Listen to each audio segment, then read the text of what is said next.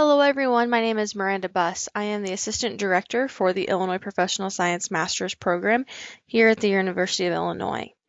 And today I want to talk briefly about language exams. So that's the TOEFL or the IELTS exam. If you're a domestic student, language scores are not required for you, but if you're an international student, they are. So international students, there are a few different exemptions. So if you fall under one of these three, you shouldn't have to take one of those exams.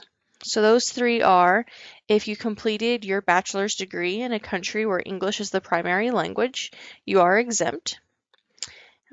If you've completed at least 2 years of your bachelor's education in a country where English is the primary language. So usually that means you've transferred from one university to another, and one of those schools for at least 2 years of your study was teaching in English.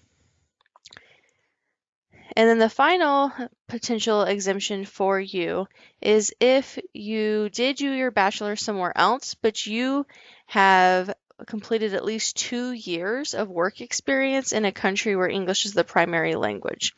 So if you've been in the United States here for a few years now, you wouldn't have to take those exams.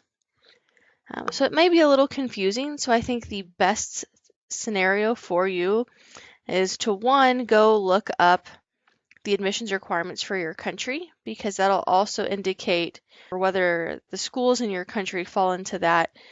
Is everything taught primarily in English? So click on that, and that will help give you an idea of whether those language exams will be required for you. So most of the questions that we get is, can I take a specific version of a test? And so this lays it all out for you. So TOEFL is usually the one that most of our students and applicants take.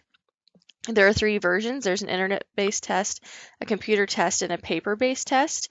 I'd say the vast majority of the ones we receive are the internet-based test scores, and that is perfectly fine. If your country does not have that, some don't, you can take one of the others, and that is fine as well. There is another option. It is called the IELTS exam. You're more than welcome to take that instead of the TOEFL. There are minimum scores for each one of those 4 types. Those are listed here. There is a minimum score to be admitted on a limited status, and then a minimum score to be admitted completely into the university.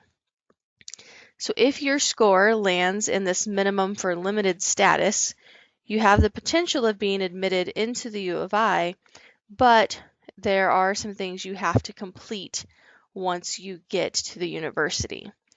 If your scores are greater than the ones listed for minimum for full admission, you will not be required to do these extra steps that I'm getting ready to go over. If you are admitted on limited status, you will have to do a couple of things. The first is you will have to take the English Placement Test, or EPT, when you arrive to the university. So this is usually occurring the week of or the week before classes start. So be aware that you will have to schedule some time to take that. And once you get your scores back from that test, it'll determine if and how many English as a second language classes you will have to take. So they will give you a list of some of them that are required for you to take and some that are recommended. If they say some of them are required, you must enroll in those classes throughout your time as a PSM student, or you will not be able to graduate. Another question that I tend to get is, well, how do I send my scores?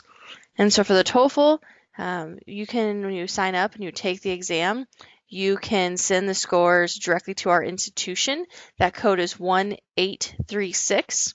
Plus, I advise that you upload any of the documentation that you've gotten from the exam into your application.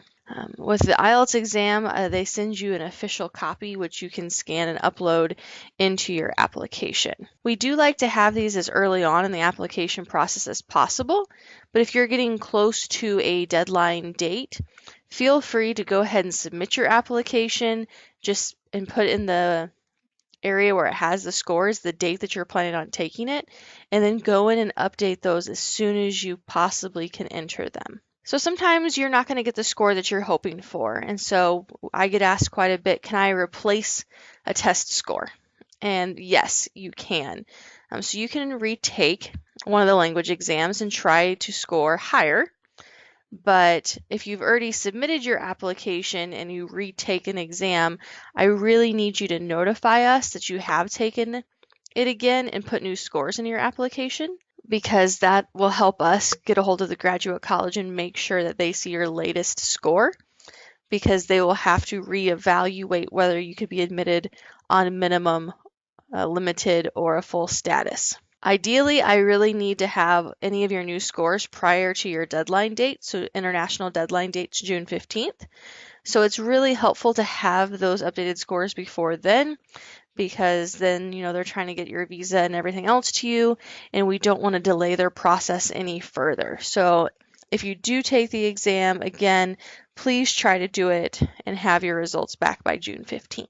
If you have specific questions about the exam or signing up for it, or an issue with signing up for a date or a location, you should contact the organizations that host the exam directly. We cannot help with that. But if you have general questions about the language exams, or if you're trying to determine if you meet the requirements for one of those exemptions, feel free to email us here at psmdegree@illinois.edu or call us. So our number's there. It is 217-265-5363.